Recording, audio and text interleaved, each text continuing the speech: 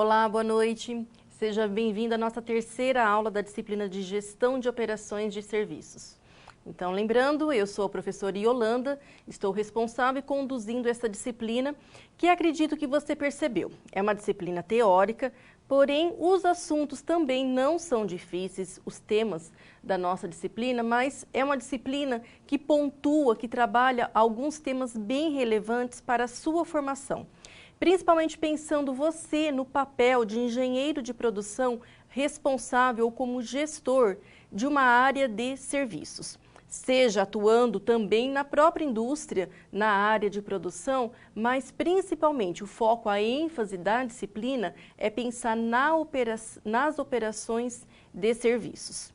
Então, aula passada, eu trabalhei o tema sobre a parte de os fundamentos de instalações, a parte do ambiente em si, do layout, para o que isso pode influenciar o comportamento tanto do cliente como do colaborador, certo? Também trabalhei um pouquinho sobre os conceitos de capacidade e demanda e também sobre o ambiente organizacional e sobre o consumidor. O nosso papel, enquanto trabalhando com a operação de serviços, o que nós temos que focar? Que o nosso foco é o cliente, é conquistar, é garantir a satisfação do cliente para que a gente tenha um retorno positivo. E hoje nós sabemos, a indústria, querendo ou não, nós estamos tendo hoje uma controvérsia de diminuindo, querendo ou não, a parte de cargos referentes à indústria, à produção, porque isso está sendo substituído pelas máquinas, pelos robôs, e aí nós estamos hoje no Brasil introduzindo a indústria 4.0, o qual nós substituímos grande parte, querendo ou não, da mão de obra do chão de fábrica pelas máquinas, pelos robôs e tudo isso. E grande espaço se conquista hoje com os serviços. Então, a empregabilidade na área de serviços vem alavancando muito o mercado. E você, aí, futuro engenheiro de produção, com certeza tem que estará preparado com competências e habilidades para atuar nesta área. E hoje, o tema de hoje ainda também é um tema bem simples, está certo? Mas que nós temos que ressaltar aí e rever a parte de gestão de pessoas na área de operações de serviços. Então vamos lá, vamos verificar os objetivos, o que nós vamos abordar na aula de hoje. Então vamos conhecer um pouquinho sobre os fundamentos do processo de agregação de pessoas, conhecer o gerenciamento de pessoas nas organizações, e aqui nós entramos um pouquinho trabalhando com a parte de cargos, e conhecer os elementos fundamentais da gestão de pessoas em serviços. Então, ênfase em gestão de pessoas. Então, vamos lá. Iniciando os conceitos, a parte de fundamentação sobre gestão de pessoas. Então, olhem só, quando nós falamos de gestão de pessoas, em algum momento você pode ou estará inserido neste contexto, no papel de gestor, ela se caracteriza pela participação, capacitação, envolvimento e desenvolvimento do bem mais precioso de uma organização, que hoje o principal patrimônio que é considerado de uma organização, só um minutinho, deixa eu limpar o quadro novamente. Então, o principal patrimônio é o capital humano, certo? Que ele representa o conjunto de pessoas que a compõem. Acredito que você também já percebeu que quando falamos de gestão de pessoas, então que envolve esse agrupamento, trabalhar com a capacitação, trabalhar com todo o processo de recrutamento, seleção e manter isso de uma forma que você tenha que hoje trabalhar, um ponto-chave é com a motivação dos colaboradores. Acredito também que eu considero um ponto muito importante quando nós falamos em gestão de pessoas e todo esse processo em si que envolve é você pensar um pouquinho e sempre dar atenção aos colaboradores, às pessoas, quanto ao seu conhecimento tácito. Na nossa área, na área de engenharia, na área específica de produção, O conhecimento tácito das pessoas é muito importante. É aquele conhecimento que a pessoa adquiriu ao longo do tempo com a sua experiência.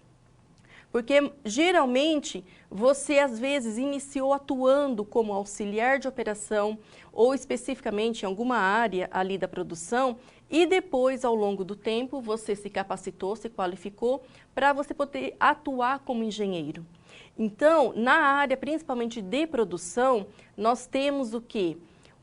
Que rever um pouquinho e dar atenção ao conhecimento tácito das pessoas. Eu considero que isso agrega muito valor quando nós estamos trabalhando e principalmente com a gestão de pessoas. Ok? Voltando ainda, verificando mais um conceito. Quando falamos ainda de gestão de pessoas, aqui um conceito, uma definição segundo Chiavenato, ele coloca, implica em um conjunto integrado de atividades que envolvem, então olhem só, quando falamos em gestão, contratar pessoas a partir de cargos previamente descritos, então, logicamente que toda empresa, todo setor de RH tem isso tudo muito bem definido, remunerá-las por meio de salários, benefícios e incentivos, avaliar seu desempenho profissional. Hoje, em todas as áreas, em todos os segmentos, nós somos avaliados, certo? Seja pelo nosso gestor, seja pelo nosso cliente, e desenvolvê-las em suas necessidades e naquelas das organizações. Proporcionar condições de segurança e qualidade de vida no trabalho, ajuda a mantê-las na empresa e, a partir desses sistemas de informação, gerenciar sistemas de informações gerenciais, monitorar pessoas em seus mais diversos aspectos. Então, acredito que você atuando, se você já atua na área, já está atuando não como engenheiro, mas especificamente com outro cargo dentro de uma indústria, por exemplo, ou seja, no setor de serviços, acredito que você percebe que a motivação e o fato de você trabalhar num ambiente com qualidade faz toda a diferença. Então, primeiro, faz diferença para nós, colaboradores, eu estando bem no meu ambiente de trabalho, e isso, com certeza, eu farei o quê? De alguma forma, eu transmito isso para o meu cliente, pensando principalmente na área de operações de serviços, o qual eu tenho, geralmente, o contato com o meu cliente, seja eu no papel, então, de colaborador, trabalhando, tendo ali o contato pessoalmente com o meu cliente, ou que seja por uma interação, por algum canal de comunicação. Então, a motivação é um item fundamental quando nós tratamos aí a área de gestão de pessoas. Além disso, voltando ao quadro, algumas características fundamentais de quando tratamos a parte de gestão de pessoas, refere-se o quê? A integração, a relação dessas características. Quando eu falo de participação, a primeira característica de participação é que eu quero considerar que as pessoas são capazes de conduzir a organização. Então, elas participam dos processos, está certo? E quando eu falo dessa participação, aqui eu tenho que me referir a pessoas comprometidas, a pessoas dedicadas, as pessoas com foco, está certo? E isso daqui, essa participação, com certeza, um colaborador espera-se a contrapartida, a partir do momento que ele está aí tendo uma atuação na sua participação no papel da organização, através de benefícios, através de reconhecimento, através aí de promoção de carreira. Uma segunda característica é a capacitação. Quando nós falamos de capacitação, refere-se principalmente, aqui eu estou tratando que as pessoas com competências essenciais ao sucesso da organização. Pessoas capacitadas, hoje, quer dizer o quê? Vai influenciar diretamente no sucesso da organização. Lógico que nós sabemos que a empresa ela precisa ter aí um investimento nisso, em capacitação, em qualificação, em treinamento, para poder manter aí o comprometimento com a capacitação dos colaboradores, mas é uma característica essencial. A outra refere-se ao envolvimento. Considera-se que pessoas envolvidas, comprometidas no ambiente de trabalho, elas vêm e agregam inteligência ao negócio. Essa inteligência ao negócio, querendo ou não, é o que fará a diferença também no mercado de trabalho, e a empresa que você está atuando, com certeza, ela poderá, em algum momento, tratar isso como sendo um diferencial. E, além disso, uma quarta característica é o desenvolvimento. Desenvolvimento quer dizer o quê? É construção. É você construir, é você conseguir, então, evoluir, e construção, que nós estamos falando de desenvolvimento, é do meu pessoal, tá certo? Então, o departamento específico aqui de RH, ele tem aí um comprometimento, ele tem que ser um RH atuante para conseguir aqui desenvolver as pessoas. E quando nós falamos de RH, olha só, o RH pode considerar que ele envolve, ele integra aqui uma rede com subsistemas, está certo? Esses subsistemas, então, pensando no lado do RH, da responsabilidade do RH, então ele vem, considera-se como sendo um subsistema, uma parte, então, do RH, agregar pessoas, cujo seu objetivo é incluir novas pessoas na empresa. Então, sempre que nós estamos nos referindo ao termo, ao conceito de agregar pessoas, é essa inclusão, é a responsabilidade que o RH tem de ser o quê? De incluir novas pessoas na empresa, então, e aí manter e trabalhar com todo o processo.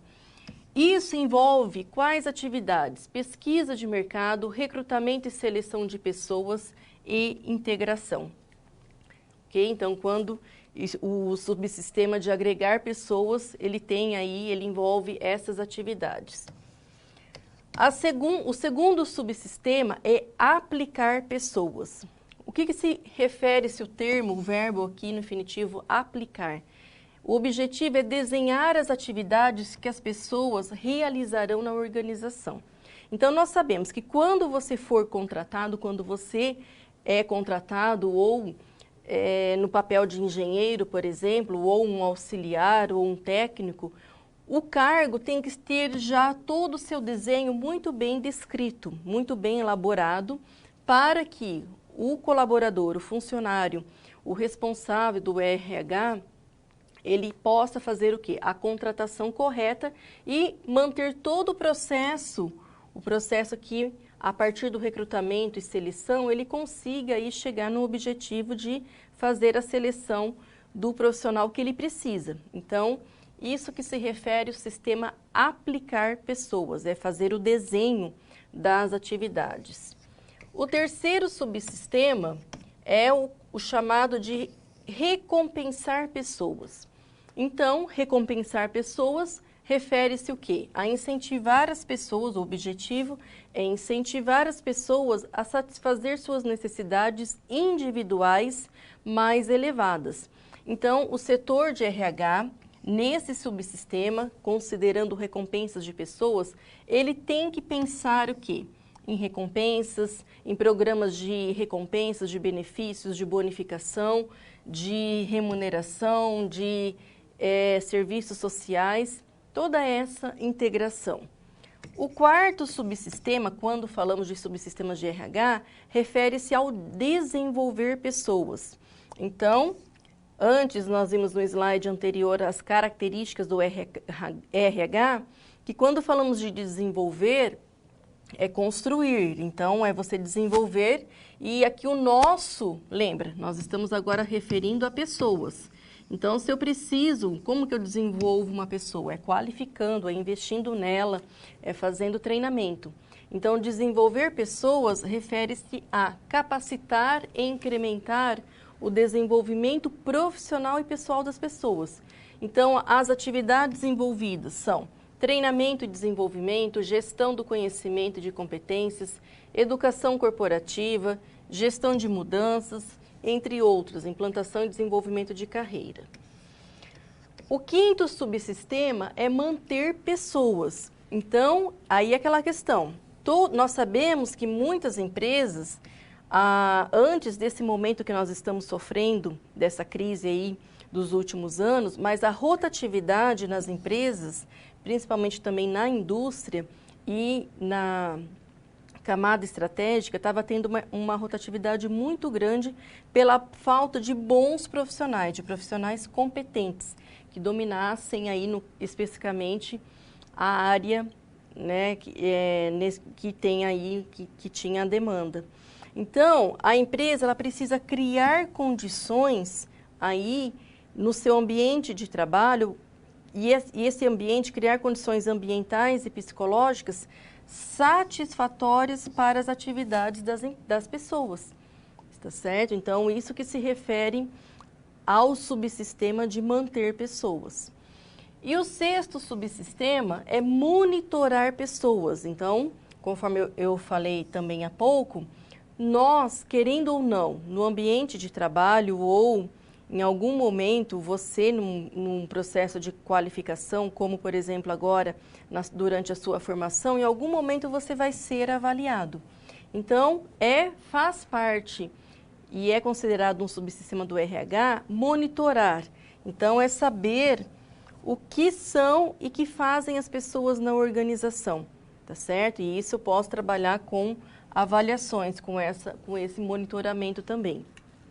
E entre as atividades, bancos de dados, e principalmente, né, todo esse controle, monitoramento, acompanhamento, se faz aí com o auxílio dos sistemas de informação.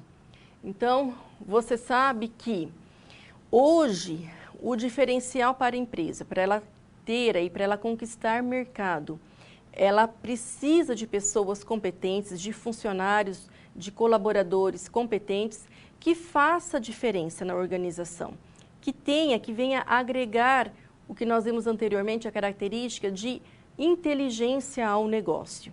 Então, você que está agora nesse processo de formação, precisa pensar nisso. Você vai ser um engenheiro de produção e ainda você vai ter que se especializar ainda entre todas as áreas, as vastas áreas de atuação de um engenheiro de produção, você vai ter que se qualificar. Você vai ter que buscar sempre uma constante qualificação para você ser bom, certo? Você tem que ser bom, você tem que ter domínio do que você vai atuar. Lógico que muitas vezes, dependendo da empresa, da sua atuação ou da sua responsabilidade, você vai ter, então, papel da empresa investir na sua qualificação. Mas pense que hoje não tem, eu sempre, e também no momento que eu sempre estive com os alunos na modalidade presencial, hoje você sabe que não tem desculpa, está certo? Nós estamos aqui hoje na modalidade do ensino à distância, você principalmente sabe do leque que temos hoje através da web, através da internet, tanto de cursos simples, cursos de formação, mas cursos gratuitos, está certo? Então, hoje não tem desculpa por que não se qualificar. E nós sabemos que o ensino à distância, ele vem com toda essa proposta de desenvolver, de ampliar, de formar pessoas. Então, sempre eu comentei com meus alunos, você tem que ser bom, você tem que procurar sempre se especializar em uma determinada área, porque não vai faltar espaço para você no mercado, está certo? O mercado, nós sabemos, está cheio de profissionais medíocres, ok? Profissionais medíocres, então, só fazendo aí associação ao termo correto, é o profissional mediano, tá certo? Então, medíocre é o profissional mediano. E isso o mercado, querendo ou não, está farto. O que ele procura são bons profissionais, ok? São profissionais qualificados. Então, mesmo que você não tenha determinada habilidade, mas tente, conquiste, certo? E, com certeza, as empresas precisarão investir nisso. E hoje é esse avanço, querendo ou não, a cada ano, a cada década, da inserção das nossas atividades junto com as tecnologias da informação e comunicação. E foi que eu comentei no comecinho da aula, a indústria 4.0, nós sabemos que na nossa área, no Brasil, ela ainda está bem lenta, está certo? Acredito que ainda nós teremos aí ao longo, no mínimo, de 2 décadas para considerar aí várias áreas de mercado da indústria 4.0. Então, nós estamos ainda Brasil e agora, neste momento do país, querendo ou não, estagnado, nós estamos ainda caminhando, engatinhando ainda muito devagar a busca da indústria 4.0. Mas daqui a pouco nós estaremos aí com uma vastas empresas e o mercado trabalhando com as características da indústria 4.0. E você estará pronto para atuar na indústria 4.0? Certo? Então, não tem como fugir, não tem como retroceder. É um processo que avança, querendo ou não, por mais que somos um país em desenvolvimento, por mais que nós estamos num momento estagnado, mas você tem que pensar que pode, daqui a pouco, acelerar, certo? E aí você tem que estar preparado. Então, busque, faça um investimento constante na sua formação para que você seja um bom engenheiro de produção. Então, se prepare para isso. Isso com certeza, e buscando, querendo ou não, essa formação para trabalhar com as tecnologias da informação e comunicação. É o que vem aí, é o que abrange, o que contempla toda a proposta da indústria 4.0. Então, olha só, agora vamos verificar no próximo slide a relação aqui entre esses subsistemas quando falamos de agregar pessoas, quando tratamos do comportamento dos candidatos, da relação no mercado de trabalho em oferta e procura, está certo? Então, quando falamos de oferta e procura, então, olha só, o mercado de RH, como que ele se comporta, tá certo? Então, por exemplo, o mercado de RH, ele coloca a excessiva quantidade de candidatos. Muitas vezes, a excessiva quantidade de candidatos, mas nós sabemos que são candidatos, quando eu falo excessiva, porque o RH, a partir do momento que ele está ofertando, o que ele considera-se? Considera-se que não tem profissionais qualificados, ok? E quem está procurando? Considera-se que, muitas vezes, enxerga o outro lado. Para ele, na visão de quem está procurando, está o quê? O mercado de RH insuficiente quanto à quantidade de candidatos. Ainda, o mercado quanto à oferta. Há competição entre candidatos para conseguir emprego, tá certo? Porém, o outro lado, a relação do mercado quanto à procura, falta de competição entre os candidatos. Pode acontecer pensando principalmente nessa questão do domínio, quando procura um profissional especializado que está dominando, que domine determinadas atividades, competências e assim por diante. Quanto ainda à oferta, rebaixamento das pretensões salariais, está certo? Isso pode acontecer também, ou elevação de o contrário é a elevação de pretensões salariais para quem está no mercado de RH em procura. Ainda, uma outra característica, dificuldade em conseguir emprego. Diante de uma oferta, diante de uma demanda, por exemplo, excessiva de oferta, ocorre a dificuldade em conseguir emprego. E pode acontecer aí o quê? O contrário é a facilidade em conseguir emprego. Ainda, temor em perder o emprego atual e maior fixação no emprego. Então, isso nós sabemos também que varia muito de momento para momento. O contrário seria o quê? Vontade de deixar o emprego e menor fixação no emprego. Ainda outra característica, baixo abstencionismo, ou elevado abstencionismo. Então, de acordo também com a relação de mercado, se é um país também desenvolvido ou não, eu posso ter aí um maior número de vagas ou não.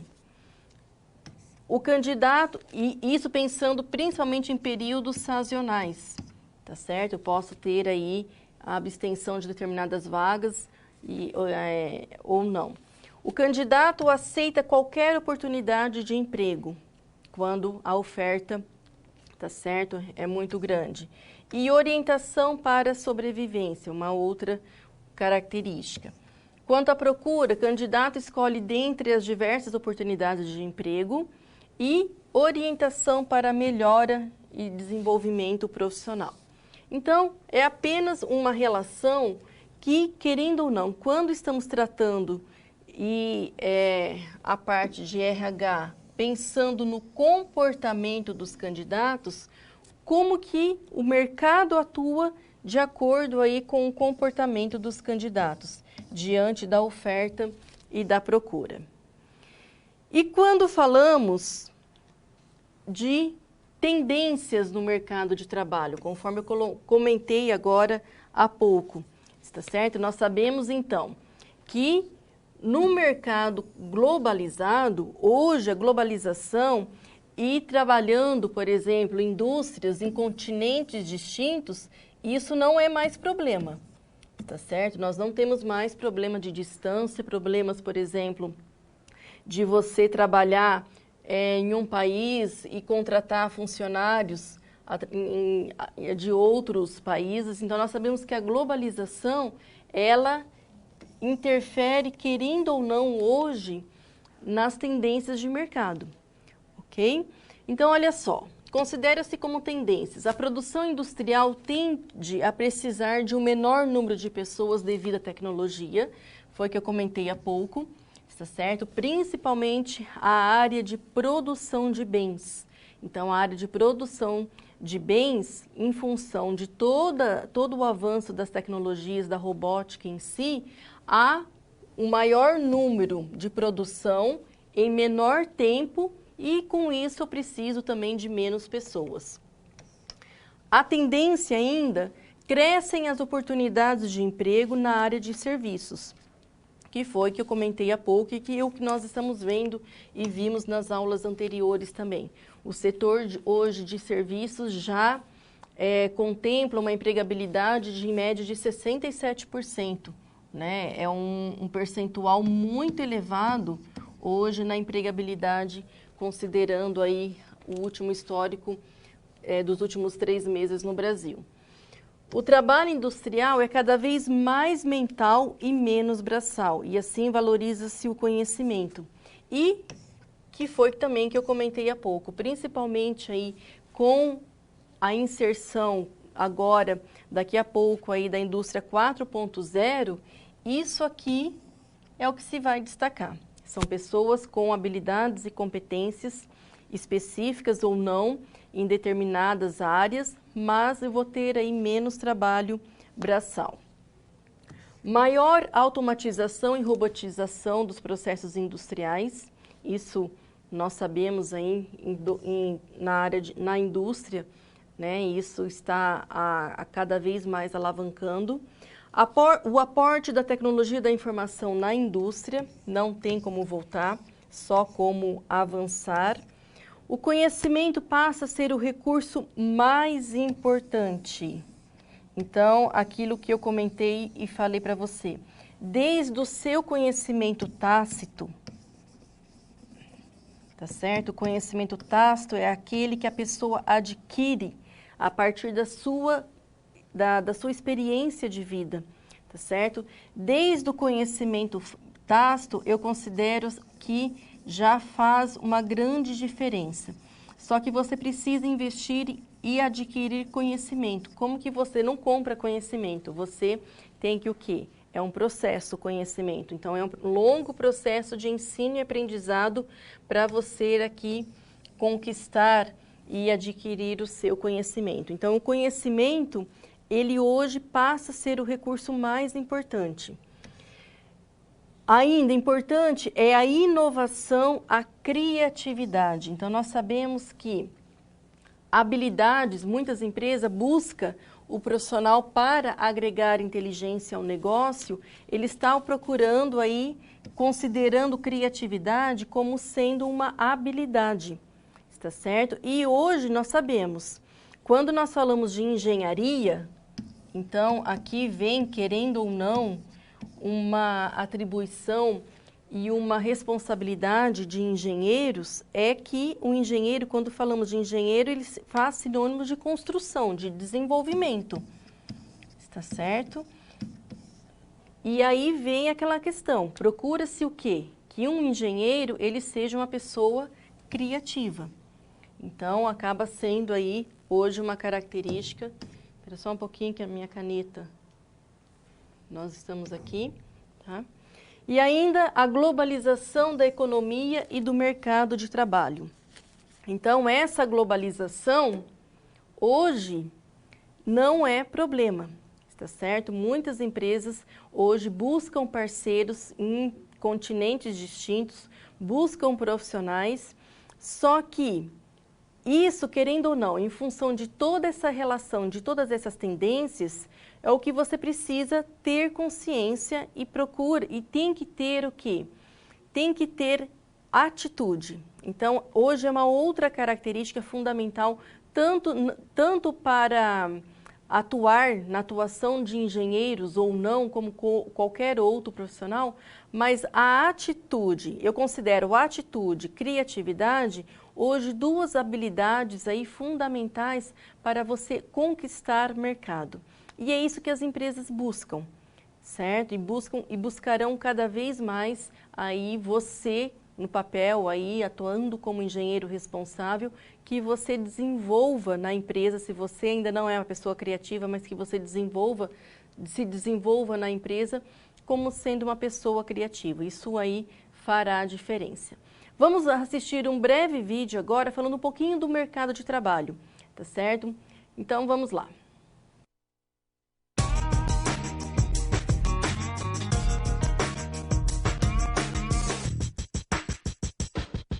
Qual é a fórmula mágica, né, que dizem para entrar no Google? A gente basicamente está olhando 4 atributos, né? E o interessante é que esses 4 atributos, eles são observados em qualquer profissional, para qualquer posição e qualquer região no mundo.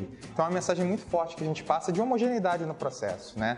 Cultura que a gente está buscando, a gente sabe quem são as pessoas que estamos buscando e é basicamente isso que a gente faz no nosso processo seletivo. E entre esses atributos, um deles tem a ver com competências relacionadas ao trabalho. Por incrível que pareça, dos 4 atributos que a gente está procurando, esse acaba sendo o menos importante. Por quê?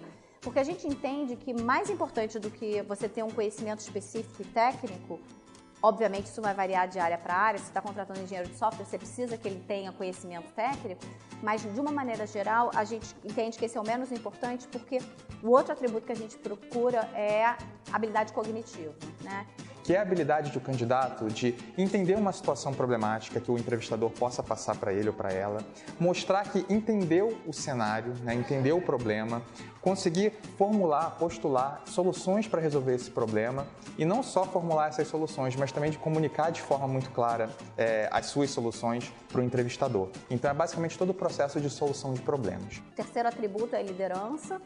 E aí, quando a gente fala de liderança, as pessoas às vezes se surpreendem que eu estou procurando características de liderança em qualquer nível, mesmo num recém-formado, mesmo num estagiário, não só numa pessoa que vai ter uma posição formal de líder. E a quarta é o que a gente chama de Googleness, que tem a ver com características eu não gosto muito de alinhamento com a cultura, porque parece que a gente está falando que são pessoas todas iguais. Não são. O Googleness nada mais é do que um conjunto de comportamentos que traduzem a nossa cultura, né? Então, você fazer a coisa certa, ser ético, transparente nas relações, ter uma boa comunicação, saber trabalhar em equipe. Aqui no Google, a gente tem uma cultura de extrema colaboração. Ninguém faz nada sozinho. Então, saber trabalhar em pequenos times, em grupo, em equipe, é uma competência muito, muito desejada pela gente. Ou seja, nós temos a nossa cultura, nós sabemos quais são os atributos importantes para a manutenção dessa cultura e nós sabemos como buscar isso nos nossos candidatos. Então, não é à toa que a gente tem um processo seletivo homogêneo que, independente do nível da área ou até mesmo da região, né, geográfica, a gente busca sempre os mesmos atributos.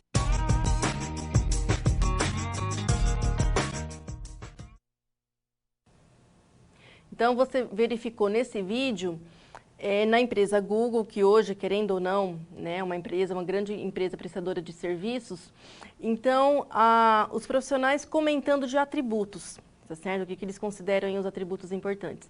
E você viu o atributo de cognição, o atributo da pessoa que consiga desenvolver aí as suas habilidades cognitivas.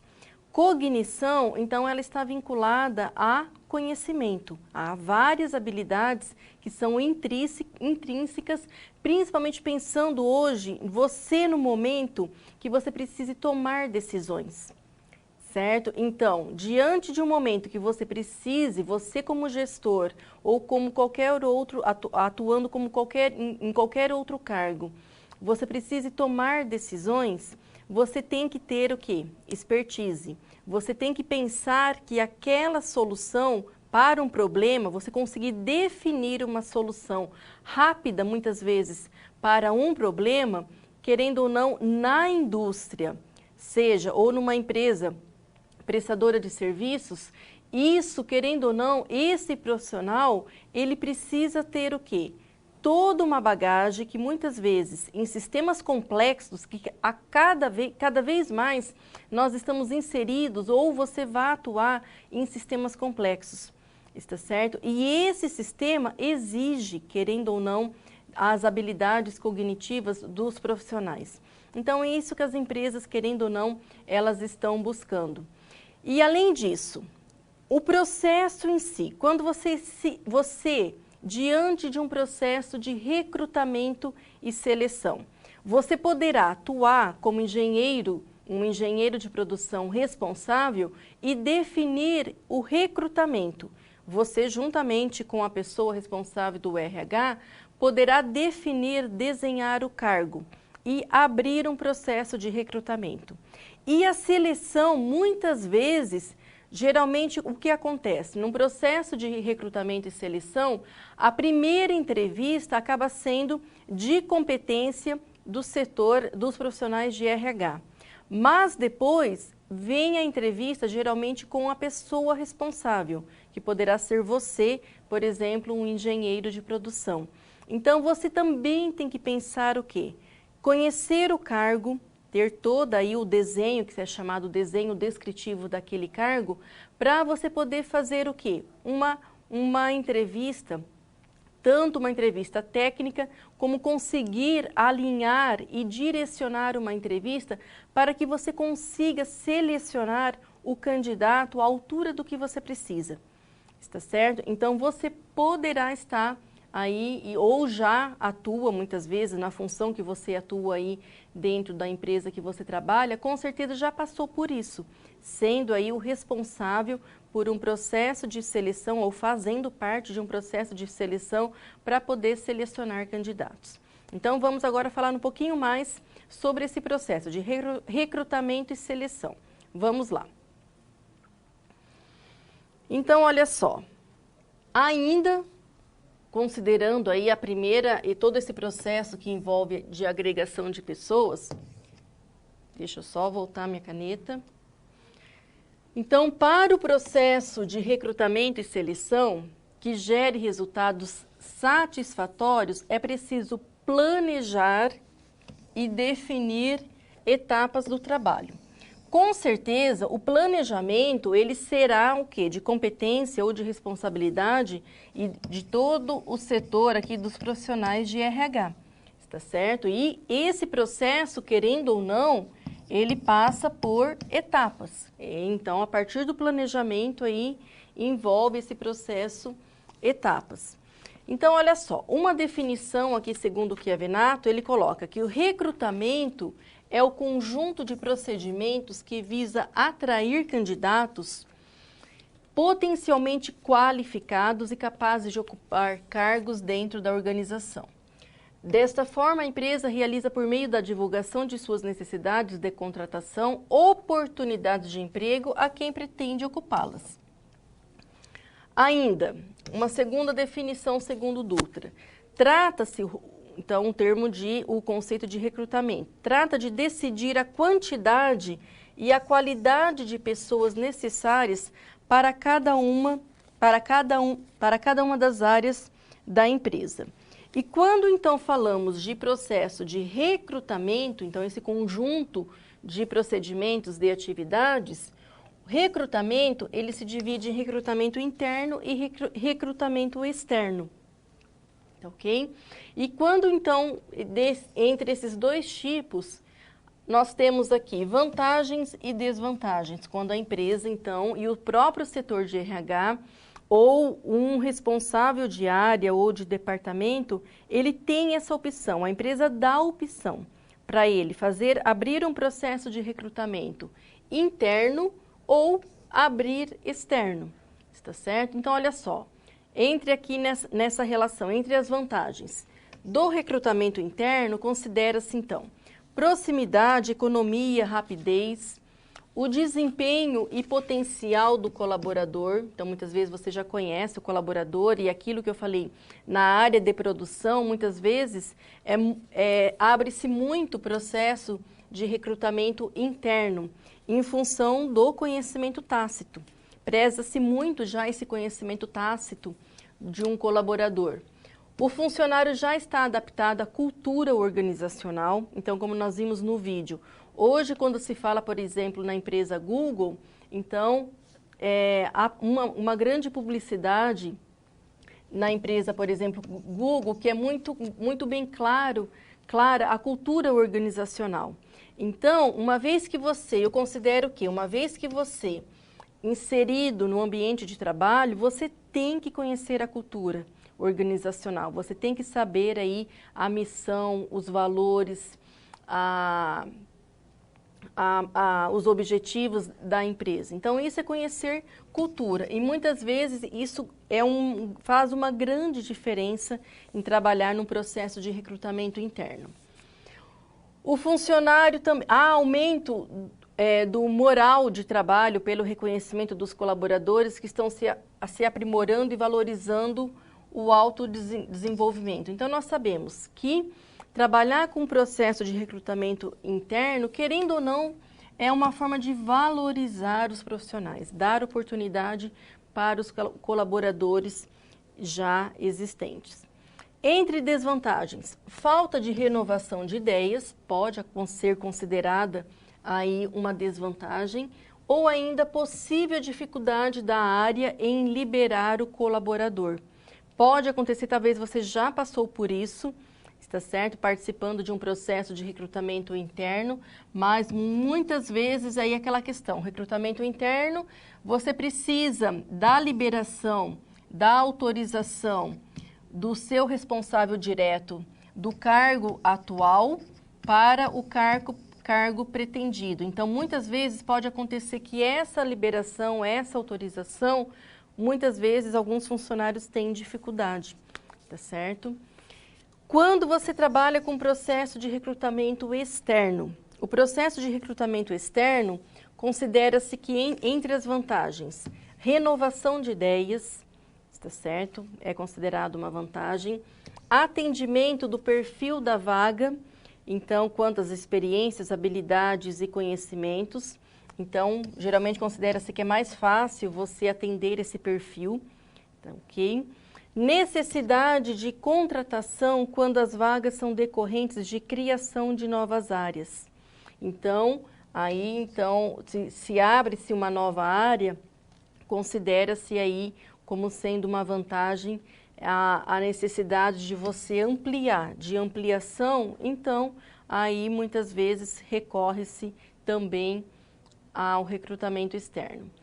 Entre desvantagens, prejuízo para o moral e cultura da organização, né, que muitas vezes você, na atuação no cargo que você está esperando uma oportunidade e aí muitas vezes você se depara com o seu superior, com o seu gestor, abrindo um processo que você, por um cargo que você almeja, e ele abre um processo de recrutamento externo em vez de interno. Aumento do custo operacional, considera-se que há um custo operacional, porque principalmente trabalha-se com processo de divulgação em vários meios, está certo? Velocidade do processo mais lento que o interno, o processo de recrutamento interno ele é mais rápido, ok? E maiores chances de erros quanto às expectativas. Muitas vezes, principalmente por o fato de recrutar uma pessoa que não conhece a cultura organizacional, ok? Então, pode ser aí considerado uma desvantagem. Você contratar uma pessoa que cria toda uma expectativa, ou muitas vezes ela conhece, lógico, a empresa, quando a gente é contratado, muitas vezes você não conhece a cultura organizacional da empresa, então você cria toda uma expectativa, ok? Muitas vezes a pessoa, uma vez iniciando no cargo, na sua atuação, ela se decepciona e já abre mão, ou ela mesma já procura uma outra oportunidade. E aí, né, abre-se novo processo de recrutamento, então a rotatividade acaba sendo maior. Vamos assistir agora mais um vídeo sobre profissionais falando deste processo de recrutamento e seleção.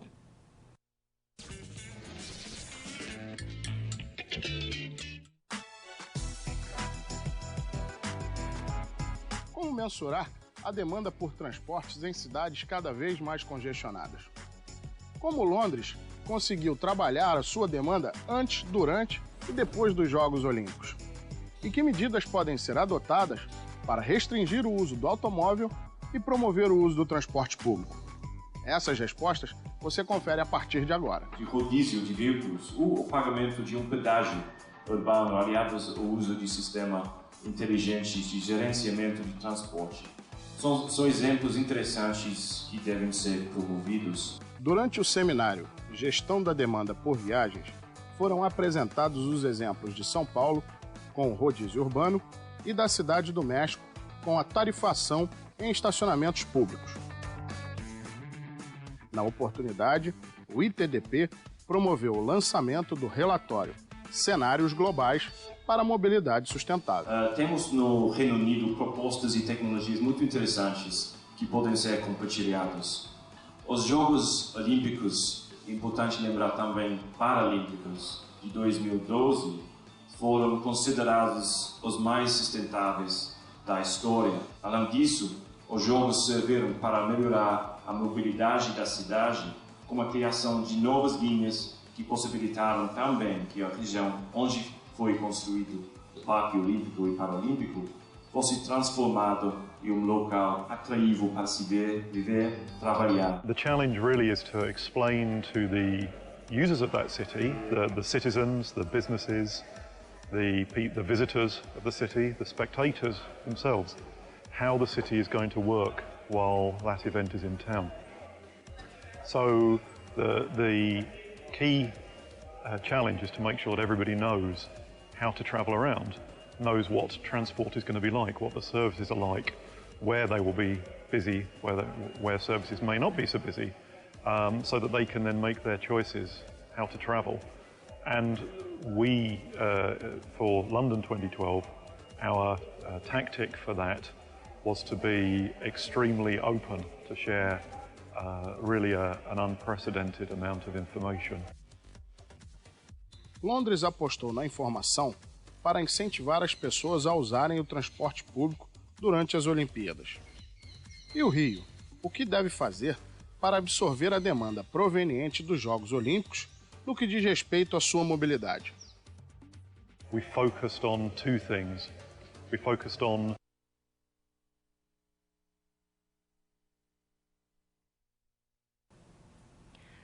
Olá, pessoal. Então, retornando, não foi esse vídeo, não fazia parte da nossa aula. Esse vídeo é da aula anterior.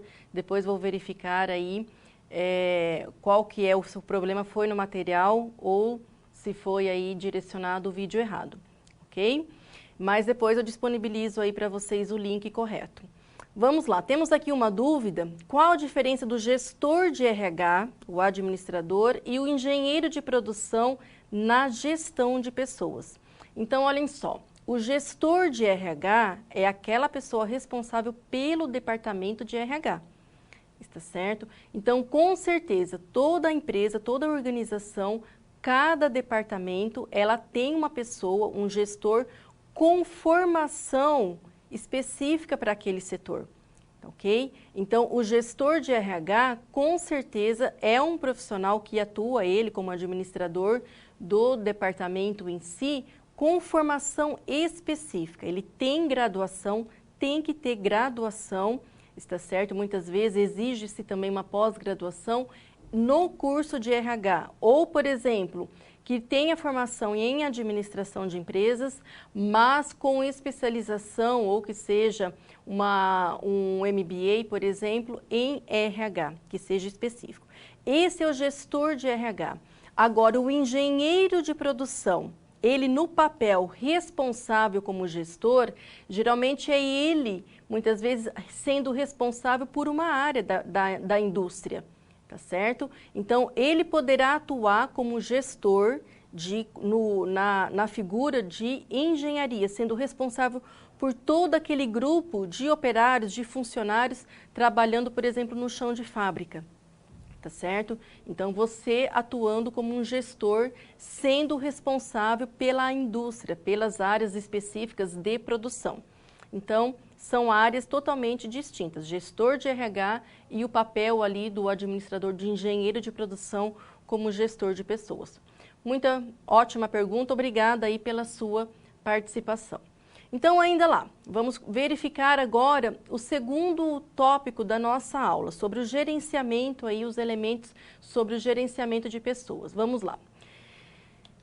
Então, esse gerenciamento de pessoas na organização, quando falamos sobre o termo, nós estamos nos referindo exatamente à posição do cargo. Nós sabemos que toda empresa, ela geralmente, você conhecendo a empresa, você no papel de gestor, sendo de acordo com a sua formação, engenheiro de produção e no papel de gestor, você vai ter que conhecer o organograma da empresa, tá certo? Para saber aonde que você está. E a posição do cargo, ela define exatamente o nível de hierarquia do ocupante, como também define a quem se reportará, sobre quem exercerá autoridade. Nós sabemos que toda empresa, eu tenho o quê? Eu, por exemplo, aqui professora, docente, eu tenho o meu superior direto, tá certo? Que é o coordenador de curso, por exemplo, aqui o professor Márcio Sela, ele é o meu responsável direto, ele é o meu gestor direto. Só que muitas vezes eu vou ter aqui o diretor, presidente e assim por diante, mas você tem que conhecer a sua posição diante aí que você estará atuando. Então, aqui nós temos uma definição quanto a cargo que define-se o quê? Gil coloca: pode-se definir cargo como um conjunto de funções definidas em determinada estrutura organizacional. E nós vimos que quem faz todo esse desenho, toda essa descrição é o quê? O gestor de RH. Compete ao departamento de RH da empresa fazer toda essa descrição. Só que muitas vezes ela precisa do auxílio, do apoio de outros profissionais específicos aí de cada área para conseguir fazer essa descrição do cargo, tá certo? Então, por exemplo, você é engenheiro de produção, sendo aí gestor pela área de produção numa indústria, ou pela que seja numa área de serviços, muitas vezes você vai ter que dar o apoio. Preciso ampliar aqui determinados cargos, auxiliares de produção, auxiliar de produção técnico de determinada área, ok? Então, se for um cargo novo, ou você poderá fazer a revisão da descrição daquele cargo, ou se for um cargo novo, você geralmente que vai ter que fazer uma descrição inicial e depois ali sentar junto com um profissional de formação de RH para poder fechar aí a descrição desse cargo. Ainda, uma outra aqui definição, Para Maximiano, ele coloca: cargo pode ser conceituado como sendo conjunto de tarefas e responsabilidades. Eu acho que essa aqui é bem sucinta, ok? E é isso mesmo, tarefas e responsabilidades. Ainda, a correta execução das atividades necessárias ao sistema de avaliação de cargos e administração de salários consiste no desenvolvimento adequado das descrições de cargos e as respectivas especificações de cargos. Foi o que eu comentei há pouco. É muito importante ter a descrição do cargo. Então, se você atuará como engenheiro responsável, sendo gestor aí de um grupo de outros colaboradores, você tem que conhecer aí essa descrição do cargo para saber aí quais são as atribuições e responsabilidades de cada um. Então, essas descrições, ou chamadas também as descrições e especificações de cargos, possibilitam viabilidades concretas para os processos de avaliação de cargo, para você conseguir fazer uma avaliação que é extremamente importante para a determinação dos salários de todos os cargos de uma organização. E os principais termos utilizados na análise do cargo. Olha só, numa descrição, o que envolve essa descrição de um cargo? Descrição indicando, especificando a tarefa. Representa a atividade desenvolvida por um indivíduo na empresa. Espera só um minutinho, minha caneta aqui. Então, representa a atividade desenvolvida por um indivíduo na empresa, como atendimento telefônico ao cliente, arquivo de documentos, manutenção de equipamentos. Então, na descrição do cargo, nós estamos falando aqui na descrição e especificação. O que é especificar? É detalhar, tá certo? Então, quando falamos do termo especificação, é deixar isso de uma forma detalhada e documentada. Tem que entrar a indicação da tarefa, muito bem descrito a função que cada um vai atuar, tá certo? A descrição do cargo, então aqui consiste o conjunto de funções essencialmente semelhantes quanto à natureza das tarefas executadas e as especificações requeridas dos ocupantes. Então você vai ter que descrever aqui qual que é a função. Aqui o que ele vai executar. Tá certo? Qual que é a tarefa e aqui a função detalhada diante ali da execução de responsabilidade de uma tarefa. A análise do cargo, você também, então, é um outro item, ele vai indicar aqui o estudo necessário para a obtenção de informações acerca das tarefas que integram o cargo e as especificações requisitadas de seus ocupantes. Então, por exemplo, aqui as competências técnicas, por exemplo, tem que ter domínio de determinada tecnologia, tem que ter formação, então é toda essa especificação nessa análise do cargo. Então, você tem que definir e deixar aqui especificado nessa análise. Ainda, a descrição, agora aqui é relatar a tarefa em si, descritas de forma organizada, possibilitando a devida compreensão das atividades inclusas. Então, não sei se você já viu uma descrição no seu livro, desculpa novamente, no seu livro tem um exemplo, tá certo? Mas a descrição do cargo, geralmente se coloca uma numeração, tá certo? E você vai detalhando ali toda a função. Aqui é uma forma mais abrangente. A função é um descritivo no geral. Agora, na descrição do cargo, você vai pontuando, número 1, número 2, número 3, e vai especificando todas as atribuições. Especificação do cargo. Você vai apresentar aqui, de acordo com aquela função que você descreveu aqui, quais são os requisitos, se exige-se algum requisito, tá certo? E condições de trabalhos impostas. Então, muitas vezes, você precisa definir um requisito de acordo aí com uma condição de trabalho. Um requisito, por exemplo, se um funcionário precisa ter aí a formação em ser técnico, por exemplo, em automação industrial, mas ele precisa ter habilidade em operar a máquina XYZ. Ele também tem que ter aí habilidade com isso. E se ele precisa ter essa habilidade é porque ele vai operar, então indica-se como condição que ele será responsável em operar determinado tipo de equipamento. E ainda se indica o grupo ocupacional, tá certo? Então consiste na reunião de cargos que se assemelham, observando-se de forma geral a natureza do trabalho de cada um delas. Então se faz a relação com outros cargos, está certo? Quando você indica aí o grupo ocupacional. Então, essa descrição, por exemplo, esses atributos, estes itens, aí é uma proposta. Não quer dizer que serão. Você, por exemplo, assumindo um papel de gestor, sendo responsável, você receberá isso, por exemplo, do responsável do RH.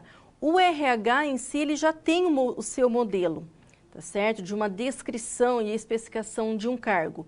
Mas na maioria das vezes pode abranger todos estes itens, tá certo? Ou também chamados de atributos, ou pode ser um pouquinho mais sucinto. Então isso é de acordo com a metodologia de cada empresa, mas é o pessoal de RH que define isso. Agora, uma questão que eu considero muito importante, você, futuro engenheiro de produção, você conhece as suas áreas. Quais são as suas áreas de atuação? Em que você pode atuar? Qual que é a classificação dentro da Associação Brasileira de Engenharia de Produção? Como que é especificado? Quais são as principais áreas de atuação reconhecidas nacionalmente? Quando eu falo assim, engenheiro de produção pode atuar em quais áreas? Você conhece? Tá certo? Então, vai ser a atividade da nossa aula, vai ser o exercício da nossa aula-atividade. Então, primeiro, eu já indico, colocando para você, se você não conhece o site da ABEPRO, Associação Brasileira de Engenharia de Produção, tá certo? Então, você está no momento que se você ainda nunca acessou, se você não conhece, se você não é filiado, se você ainda não se associou, vale a pena. Você tem que, lógico, que você vai ter, uma vez você atuando como engenheiro, você vai ter o CREA, você vai ter que fazer aí o seu registro junto ao Conselho Regional de Engenharia, mas também o específico da área de engenharia de produção, que é a associação, a ABEPRO. Então, você no exercício de hoje da aula-atividade, você vai acessar o site da ABEPRO e tem lá as áreas de atuação do engenheiro de produção. Todas as áreas. Porque muitas vezes você será o responsável, tá certo? Ou você mesmo atuando não como engenheiro responsável, mas atuando como engenheiro, tá certo? Você atuando como engenheiro em qual ou quais áreas que você poderá atuar. Ok? Então, vale a pena essa leitura. E aí depois eu deixei como exercício para você fazer aí o exercício de rascunhar, de elaborar uma descrição de um cargo, tá certo? Dentro dessa classificação. E aí fica o convite já para você, tá certo? Se você ainda não se associou, mas vale a pena acompanhar pelo site da ABEPRO tudo o que está acontecendo na área de engenharia de produção. Quais são os principais eventos? Aí você pode falar, professora, mas não vou querer atuar na área acadêmica. Não tem nada a ver, tá certo? Uma questão de você querer atuar na área acadêmica e você estar o quê? Atualizado e informado do que acontece na área de engenharia de produção. E você sabe que os principais eventos, os principais congressos e o Encontro Nacional de Engenharia de Produção, que acontece uma vez ao ano, geralmente no mês de outubro. Se eu não estiver enganada, esse ano é de 16 a 19 de outubro em Maceió. Geralmente acontece no norte ou nordeste, outro ano acontece no sul ou no sudeste, tá certo? Então, vale a pena você acompanhar os eventos. Um congresso, um simpósio, ele tem a atuação, ele atua para poder trazer o que há de novo, o que está acontecendo no mercado. Está certo? Então, se você não tiver a oportunidade de participar de um evento, por exemplo, na nossa área específica, mas depois acesse o site daquele evento. Vai ter lá o chamado ANAIS. O ANAIS traz o resumo, o relato, ou muitas vezes o trabalho na íntegra, das publicações, do que foi divulgado, do que foi dialogado, discutido neste evento. Então, vale a pena acompanhar aí o site da ABEPRO, primeiro, para conhecer toda essa categorização, essa classificação da área de atuação de um engenheiro de produção e depois para você se manter informado, ok? Então, vamos lá. Temos aqui uma pergunta: o engenheiro de produção pode ser responsável técnico de uma indústria de alimentos? Sim, pode ser responsável técnico de uma indústria de alimentos, de uma indústria de automobilística, de uma indústria de brinquedos. Você pode atuar como engenheiro de produção. Lógico que você não vai, por exemplo, de uma indústria de alimentos, no desenvolvimento de um alimento, na criação, aí é um engenheiro de alimentos, está certo? Mas para você, por exemplo, ser o responsável em acompanhar a linha de produção, tudo que se refere à linha de produção, independente do segmento, pode sim, você atuará como de responsabilidade, de competência do engenheiro de produção, ok? Então lá, conto com você. Mais uma pergunta aqui: um engenheiro com CREA é obrigatório estar com vínculo à ABEPRO? Não, não é obrigatório, tá certo? Toda associação, ela deixa o quê? Ela faz o convite ao profissional ou ao acadêmico. Então, você não precisa ter a sua formação para você se filiar à associação, no caso a nossa, de engenheiro de produção. Você já como acadêmico, você já pode se associar. Está certo? Então, não há essa obrigatoriedade. Você, para atuar como engenheiro, vai ter que ter aí o seu registro no CREA, no Conselho Regional, está certo? Mas não há essa obrigatoriedade. Tudo bem? Então, obrigada pela sua participação, está certo? Então, qualquer outra dúvida aí, pode aí já colocar aí para o nosso tutor, que eu tento aqui responder. Então, vamos lá. Continuando nessa descrição, sobre a parte de recrutamento, seleção e quanto aos cargos. Voltando aos nossos slides, então olha só. Quando eu falo agora de modelos, quando falamos de modelos de desenhos de cargos, há vários formatos. Entre eles, o modelo clássico, tá certo? É aquele criado pelos engenheiros da administração científica com princípios de racionalização do trabalho, para projetar cargos, definir métodos, padronizar, treinar as pessoas para obterem máxima eficiência. Então, esses modelos de descrição de cargo foi que eu comentei há pouco.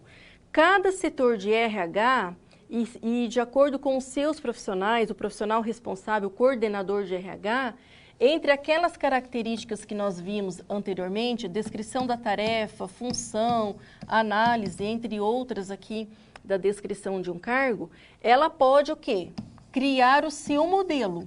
E esse modelo, ele pode estar o quê? Intrínseco, vinculado com essas características, que é o chamado clássico, o chamado humanístico. Deixa eu fechar nossa caneta. O humanístico é aquele denominado pelas relações através das experiências de Hartone, tá certo? Então, se a gente fazer todo o estudo, acredito que você já estudou, né, nos semestres anteriores, todo o princípio e a evolução da administração científica que fez, por exemplo, os estudos para conhecer o ambiente. Então, por exemplo, a experiência que de Hartone, ele é uma grande experiência para estudar desde o movimento das atividades, por exemplo, do ser humano no ambiente de trabalho. Então, foram feitas aqui várias pesquisas na área industrial, na área de engenharia industrial, para saber aqui como que o ser humano se comporta. Então, voltado é uma forma de você fazer uma descrição voltada aqui, pensando um pouquinho mais na área humanística. A contingencial representa a abordagem mais ampla e complexa pelo fato de considerar 3 variáveis simultaneamente. Você faz aqui uma descrição sempre pensando nas pessoas, na tarefa e na estrutura organizacional, que é hoje a que posso dizer é a linha de que as empresas, querendo ou não, elas sempre procuram fazer essa relação numa descrição aqui de cargos.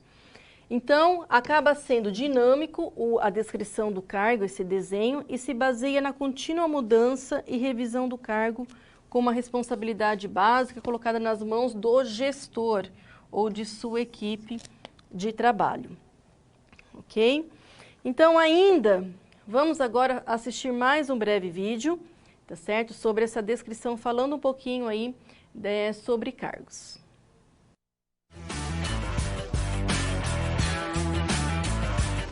Plano de cargos e salário. O que é plano de cargos e salário? Geralmente as empresas esquecem de estruturar o plano de cargos e salário.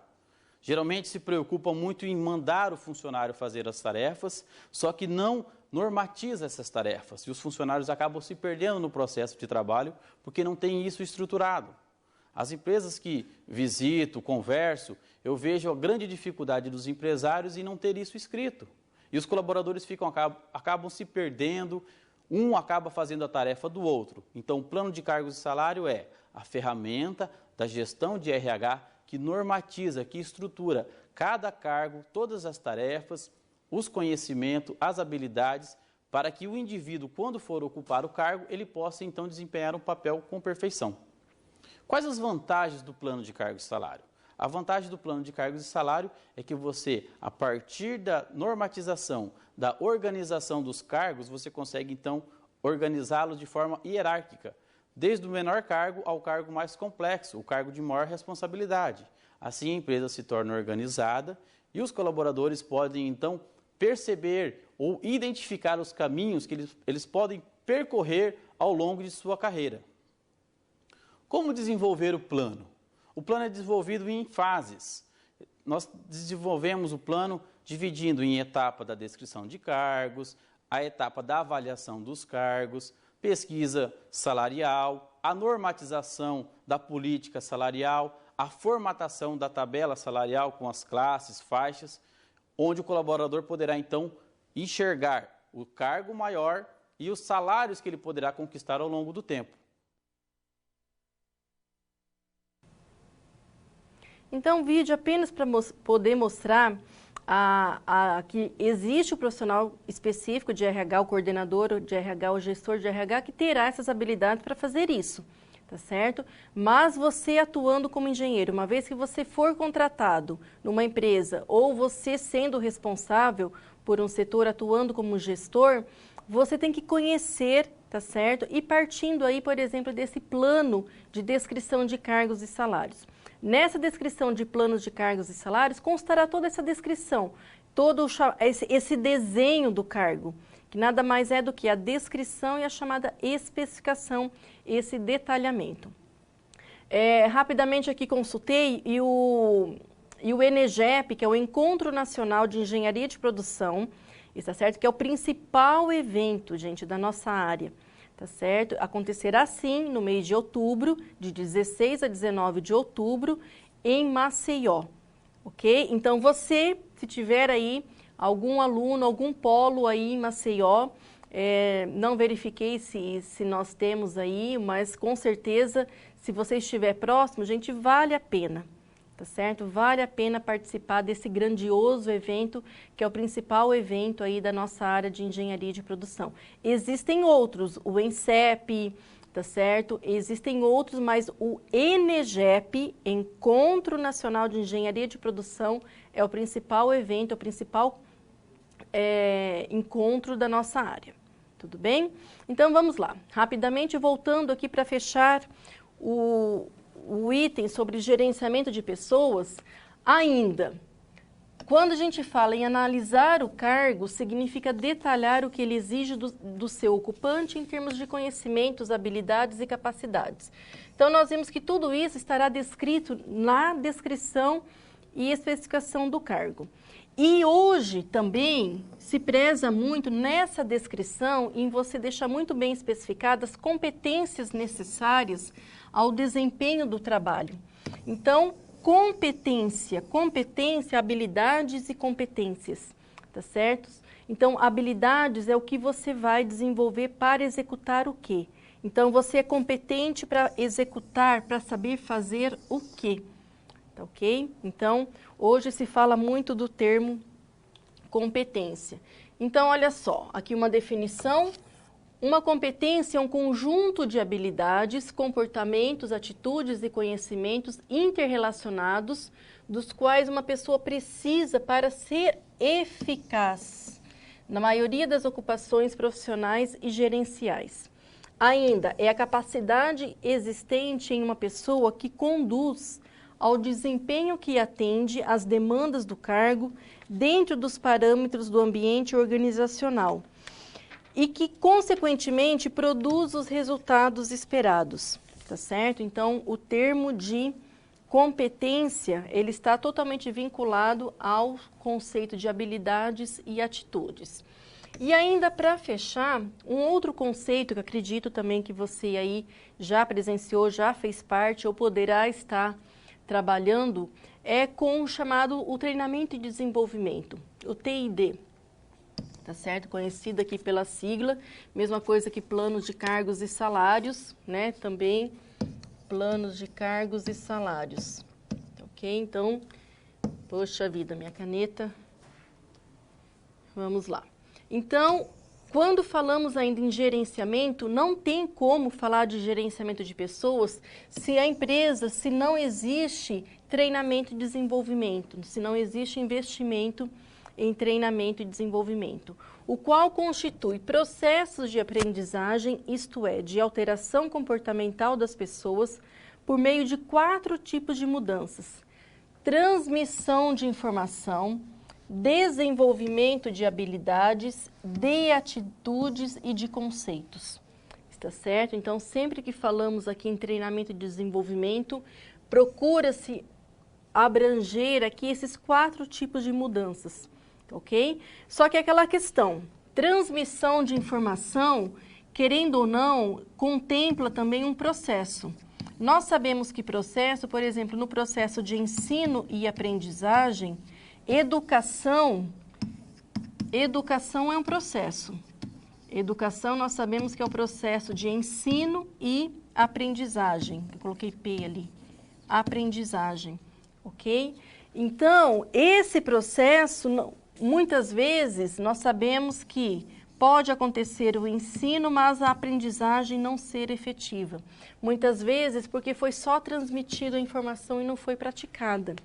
Então, hoje nós sabemos que a educação também há toda uma evolução e pesquisas para aprimorar esse processo de transmissão de informação, ok? Então, pensando aqui que você só vai conseguir ter conhecimento se acontecer o processo de aprendizagem. Mas essa transmissão de informações, ele tem esse propósito, tá, ok? Para que ocorra efetivo aprendizado. E ainda, o treinamento é considerado um processo composto de 4 etapas. Todo treinamento também envolve diagnóstico, desenho do programa, implementação e avaliação. Você também, aqui é só para você ter uma noção, porque não é de nossa competência, tá certo? É de competência de um coordenador de RH, de uma pessoa com formação em RH, para poder aqui desenhar e definir aqui um treinamento, mas ele tem que contemplar aqui esses 4 etapas. E tipos de desenvolvimento quando falamos em desenvolvimento, eu posso desenvolver, tanto procurar desenvolver a pessoa como a organização, tá certo? Então, desenvolver é construir, é procurar.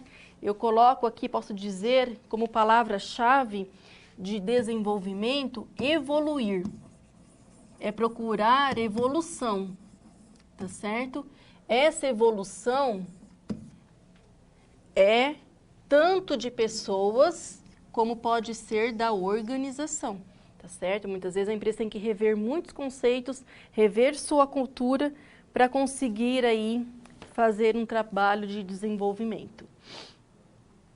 E para a gente fechar, o último item, quando falamos então dos elementos da gestão de pessoas em serviços, tá certo? Nós já vimos aqui o conceito e que capital intelectual é um conjunto de conhecimento, criatividade, inteligência de uma organização na busca de seus objetivos. Então, quando se fala em capital intelectual, estou vinculando isso a capital humano, que hoje nós sabemos que é o principal patrimônio de uma empresa, é investir no capital humano. E a gestão de talentos implica investir nesse capital intelectual e no conhecimento, tanto aqui, ó, conhecimento explícitos quanto no conhecimento tácito, que foi que eu falei que eu dou muita atenção e considero aí um fator muito importante o conhecimento tácito. O conhecimento explícito é aquele que você vai desenvolver ao longo de um estudo, de um processo de aprendizagem, tá certo? Então, a partir aqui do que está sendo num processo de formação. E o conhecimento tácito é aquele que você vai desenvolvendo de acordo com a sua experiência de vida. Entre os elementos, então, nós sabemos que os elementos de uma organização são movidos por estímulos e por necessidades. E essas pessoas, o que se busca hoje, principalmente considerando aí quando nós falamos do conceito de competência, que abrange habilidades mais atitudes, está certo? Principalmente, e também aí conhecimento, é procurar o quê? Uma empresa, ela preza pelos seus, hoje, querendo ou não, empresas que prezam principalmente em agregar valor para a organização, agregar inteligência ao negócio, ela busca talentos, tá certo? E esse talento, nós sabemos que não tem como você conquistar, desenvolver um talento se não existir motivação dentro da empresa, tá certo? Dentro do ambiente de trabalho, dentro da organização. E quando falamos de motivação, acredito que também que você já possa até ter estudado em disciplinas anteriores, mas só para relembrar a teoria da hierarquia das necessidades de Maslow, tá certo? Então, Maslow, essa teoria posso dizer, é considerada a teoria mais importante dentro do estudo estudo clássico da administração e avançando a administração científica, é a mais importante quando falamos de motivação. Essa teoria. Então, foi feito todo um estudo ao longo de vários anos, o ambiente organizacional nas empresas, e foi elencado do mais, posso dizer aqui, baixo para o mais elevado, quais são as necessidades. Essas nossas necessidades são consideradas necessidades a princípio. Parte-se das necessidades básicas ou as necessidades fisiológicas, que é aquilo que eu posso dizer aqui, o que eu tenho que ter, é uma questão de sobrevivência. Então, é considerado a base.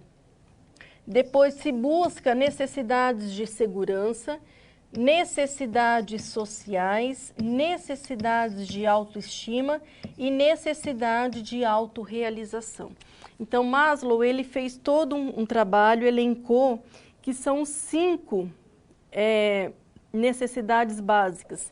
E essas necessidades, posso dizer, tanto se busca fora do ambiente de trabalho, mas ela está totalmente vinculada e relacionada quanto à satisfação no ambiente de trabalho. Ok? Então, as necessidades fisiológicas é a base. É aquela questão que eu comentei de sobrevivência. Eu preciso o quê? Comer, eu preciso dormir, tá certo? Eu preciso respirar. Então, sem isso, eu não consigo viver, tá certo? Então, são as nossas necessidades fisiológicas. Com isso, eu preciso que, no meu ambiente de trabalho, me adequar ao horário de trabalho, intervalo para descanso, preciso ter conforto físico para conseguir aí manter as minhas necessidades básicas, as minhas necessidades fisiológicas. Quando falamos de necessidades de segurança, ok? Elas referem-se o quê? Aquelas necessidades que eu busco se atender para você ter o quê? Liberdade, que você, no ambiente externo, por exemplo, fora do trabalho, que você não tenha perigo, que você tenha convivência no ambiente, em sociedade, com ordem, né? Que tenha aí organização, então se busca, se preza isso. No ambiente de trabalho, hoje se preza o quê? Que o trabalho seja seguro, então nós sabemos aí de toda a legislação hoje que se faz, que se mantém quanto à legislação, quanto às normas da ABNT, por exemplo, sobre você ter aí segurança do trabalho. Remuneração e benefícios, então, estão vinculadas aí quanto à satisfação em você conseguir atender essa necessidade de segurança, permanência no emprego, em você conseguir... Hoje nós sabemos, não tem como você falar assim, eu tenho segurança, plena segurança numa empresa privada e ter a minha permanência. Mas, querendo ou não, todo mundo, em algum momento não, constantemente se preza e ela tenta aí conquistar e se manter e conseguir se sentir segura no ambiente de trabalho, ok? A terceira necessidade, as necessidades sociais, são aquelas necessidades que a gente procura ter aqui fora do ambiente de trabalho, em fazer parte de um grupo, tá certo? Seja o nosso grupo de amigos, nosso grupo de famílias, tá certo? Em você estar inserido numa comunidade, você faz parte de alguma comunidade, respeitando aí as nossas diferenças, está certo? Mas considera-se que para você se sentir motivado, eu tenho que estar muito bem com estes grupos. Já no meu ambiente de trabalho, considera-se amizade com colegas, interação com clientes, com o meu gestor. Então, se busca essa interação social, em atender aí as necessidades sociais. As necessidades quanto à estima, a autoestima. Então, considera-se que, primeiro você busca no ambiente fora do trabalho, no ambiente, para você conseguir ter essa motivação, você preza pela aprovação da família em suas atitudes, em suas escolhas, aprovação dos amigos, reconhecimento da comunidade. Com isso, considera-se que vocês têm e conseguem se manter a sua estima, tá certo? No ambiente de trabalho, nós prezamos pelo quê? Conquistar e atender a nossa autoestima, reconhecimento, responsabilidade, orgulho, reconhecimento, promoções, ok? E por fim, a última necessidade, e é aquela que considera-se que é muito difícil você dizer que você está autorrealizado. A autorrealização, poxa vida... A autorrealização, ela é plena, é aquela, posso dizer, é aquela que você, para poder atingir a autorrealização, é um processo. E o fato de sermos seres humanos, você busca o quê? Cada vez mais, você se manter aí e falar que você está auto se realizou. Mas aí no processo fora do ambiente de trabalho, refere-se à educação, religião, ao seu lazer, às suas, posso dizer, aí, aos seus hobbies. E no ambiente de trabalho, você busca por desafios, por diversidade, participação nas decisões, busca-se por crescimento pessoal, ok? Então, Maslow, ele coloca que a autorrealização é o topo da pirâmide. Nessa hierarquia das nossas necessidades, para se dizer que você está motivado, você vai, então, avançando nessa hierarquia, da base para o topo, diante das nossas necessidades. Mas a autorrealização é aquela que nos move, tá certo? É aquela que nos torna a pessoa que tenha sempre atitude, que ela não deixe de lutar, de buscar desafios, de se manter aí com o espírito de pessoa que queira conquistar. É a conquista em si, tá certo? Mas ela, querendo ou não, se você já se sente autorrealizado, busque cada vez mais. E é isso que a gente espera de você, tá certo? Que você busque cada vez mais partindo da sua formação, que você consiga cada vez mais conquistar para se poder aí manter motivado e autorrealizado. Com certeza você terá aí reconhecimento, tanto pessoal como no seu ambiente de trabalho. E com isso fechamos então a nossa aula de hoje sobre esse tema de gestão de pessoas quanto às operações de serviços. Então, pontuei esses principais assuntos pertinentes que você, no mínimo aí, com certeza em algum momento vai parar um pouquinho para refletir sobre esses nossos assuntos. Então, muito obrigada pela sua presença e até daqui a pouco na nossa aula atividade. Até logo!